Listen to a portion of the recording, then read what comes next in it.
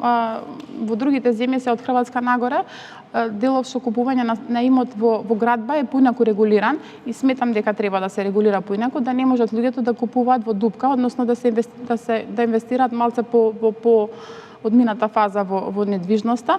Тоа малце им помага повеќе на инвеститорите што луѓето уште во дупка вложуваат во недвижноста и тука се опуштаат и со цени и со малверзации и така натаму. Доколку е како во Словенија да не можеш да го продадеш имотот додека не додеш во некоја фаза над 60%, тогаш поинаку ќе размислуваме сите.